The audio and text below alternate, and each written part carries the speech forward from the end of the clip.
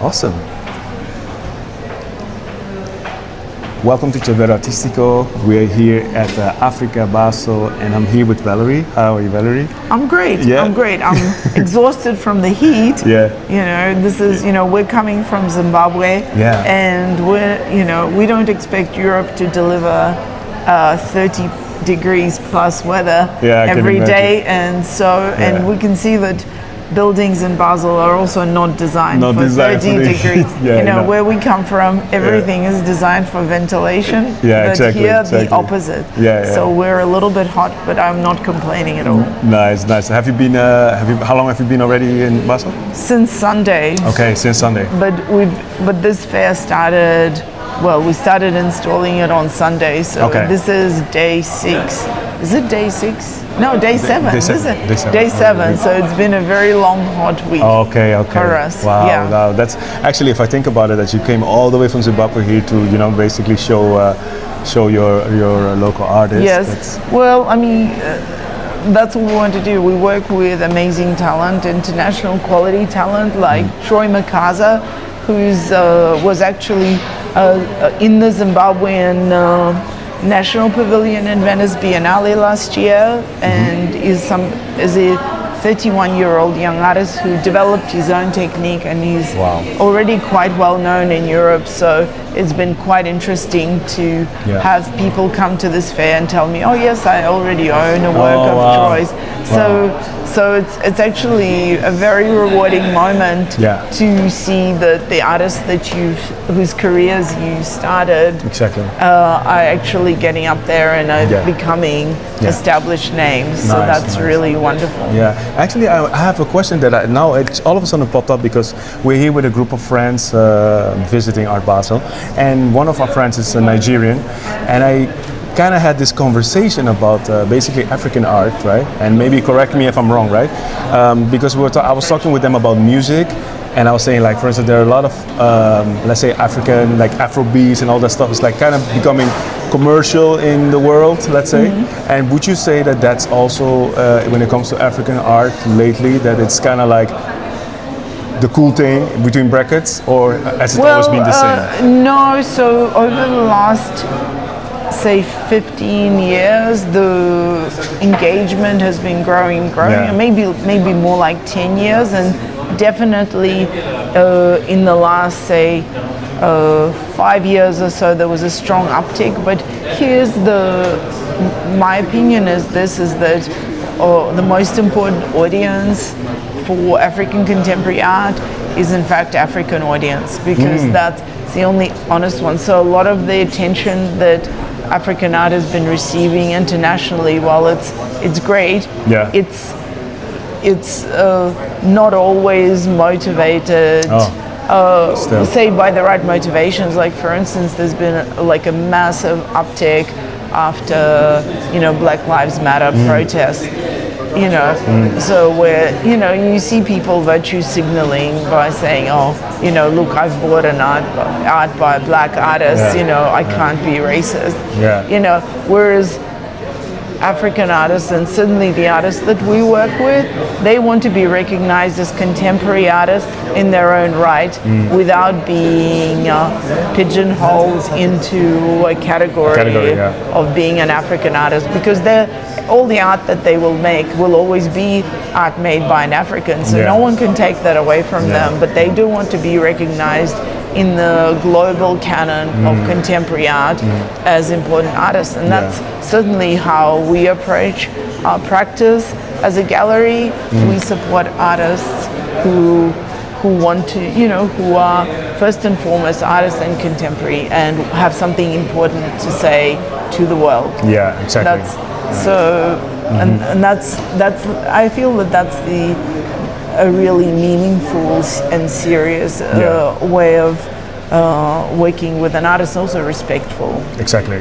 No, I find that very, and you're totally right, because I also kind of like mingling around the idea of where it goes. Like sometimes you have like certain I wouldn't say fashion, but certain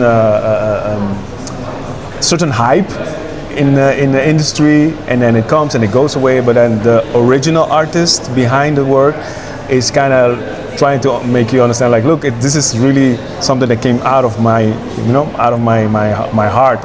It's not like a label, I would say, You Yeah. want to, No, definitely. I think it's also, I mean, the other thing that happens is I say that I don't trust too much, say, artists who have too much to say about themselves in words, because if you're really good at saying words, it's unusual for artists to be all that, like, really great artists to be such great speakers, because what they do is fairly private and visual. And if you're doing something very, very intimate and visual, then you're probably, you're not going to be someone who's up for, discussing it too broadly, because, it's kind of like there's a very strong spiritual dimension to the way artists work, and spirituality is something really that you want to protect, right? And so people who are too ready to show the world everything, you kind of become a little suspicious that, are they really making themselves vulnerable? And, is the work really about all that, right? So it's, so that's kind of, there's a lot of issues around that, and in the contemporary art world, all the artists are expected to be speaking a lot, promoting themselves, posting themselves on Instagram, in tight outfits, and it's kind of almost like visual art was infected by the pop music kind of phenomenon, and also prioritization of, the hunt for the next hot young thing, which also is leaving some older generation artists, in the shadows, because they're not as adept at Instagram, and yet that's not how art develops. Like, if you're a painter, and I always say that to my artists, if you're a painter, you won't make your best work before the age of 40. That's just the case, because it takes that long. And also you need that much wisdom. And but now, and also you can't confine yourself to a particular, brand or stylistic definition, because you're a human being. You're not a brand. You're not, and as if you don't change and if you don't develop, what kind of a person are you? That do you want to be trapped thinking that you made your best work at the age of 25 and yet you're going to be making art till the age of 90? It's crazy. So there's so many challenging issues to that kind of engagement, and that's why the art world needs mediators who are centered on art rather than the art world or career making or the market. Sure, the market is important, but it's not as important as the art. So you have to know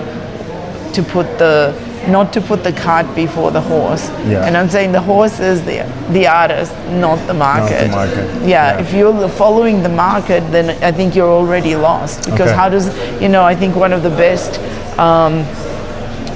quotes I've ever seen that is a great example, it was Liam Gallagher from Oasis saying, the world didn't know that it needed Jimi Hendrix, but they got him and they loved him. And that just tells you exactly why the market can't lead. The audience doesn't know. It's because the artist is tapping into a higher power. But don't you think, because speaking of this topic, don't you think that maybe it has to do also with the competition that's out there, and people feel like the pressure of, I need to show my work, I need to be out there, or is it more kind of like comparison is the thief of joy? There is no competition. The job of being you. I mean, unconsciously, I'm saying. I know, but I think that competition is wrong. The only competition is within yourself. Is what is it that you want to express? What is the best way of doing it? And how can you shape yourself to be the best artist that you can be? The rest you can't control. There's absolutely can't control it at all. No, there is. Right. No, so why would, and also why on earth would you look at other people? Exactly. Right. Like how? Yeah. Because you will never see the mind or the soul of another person. Exactly. And the same goes for artworks, you know, because people say, oh, what does this work mean? And I'm like, what did the artist intend? And I said, well, does it really matter? If you don't feel it, like you're the one who's going to experience it, and that's the most important thing. Exactly. So you build a relationship with the work on your own, you know. And it's a terrible thing, but I always say to everyone, you will, to an artist, you will die. You will never be able to stand next to your artwork and continuously explain it. Shocking but true, right? Your artwork will most likelihood outlive you, and that's a good thing, That's right? true, huh? But it means it needs to tell its own story on its own, and the good ones do. So if your work needs that much explanation to be experienced, then you know. Yeah, that's true. That's true. Well, it's a great. I got some tips here and there in my head, saying some notes. I would say. It's a very interesting thought, because for me, especially as I mentioned, like I'm a musician and I kind of transition a bit from music to art, and I really noticed like I wouldn't say the difference, but in the music industry, I felt like it was like the opposite. Like, you know, people are like more loud and all this stuff. Look, music is, I would say it's a higher art form. Yeah, there's, I mean, I'm like, my life this is my industry. I love it. This is why I was born. Yeah. You know, this is my connection to God. But I accept that music is universal and so entirely powerful and speaks to the people in extraordinary ways. And you know, now we have scientific proof. You know, that you know, we can talk about vibrations, frequencies. Exactly. It's all music is extraordinary. Music, you know, is the fastest way to connect. So, because music has that level of accountability, immediate accountability to audiences, it means that artists. Like musical artists can engage audiences in some ways more directly, and people will people can judge more readily whether or not someone is good because they're attuned to it, right? Exactly. Whereas with contemporary art, it is so, you know, it's more niche and it's more mediated, and people often lose confidence in their own ability to see. Right? So they either discount it saying, oh, what is this? This is nonsense. And then someone will say, oh, that's because you just don't understand. So part of my job as a mediator is to actually empower people to trust their own eyes and their own feelings and to engage with it, because we're all born with the same capacity to engage with art as with music, but it's just become much more mediated over the centuries, and we need to get back to being in tune with ourselves. You know, instead of asking what does the work mean, to ask instead what does it mean to me. And it's a really simple paradigm shift, but extraordinarily empowering. Very nice. Oh, that's thank you so much for your time. No, totally a pleasure. I'm gonna take this camera away because I want to thank you as a proper thank. Guys. So as you can hear, I had actually beautiful words, and you have also a podcast you're mentioning, right? Yes. And the podcast is called The Love That Loves You Back, and it's on all the platforms. It's on Apple Podcasts, on YouTube, and on Spotify, and I run it with a very good friend of mine and excellent artist, Jonathan Fremantle, and I'm Valerie Kabov. Okay, thank you so much, guys. I'll definitely add your podcast. Thanks, guys. Bye-bye. Sei sintonizzato su Cervello Artistico.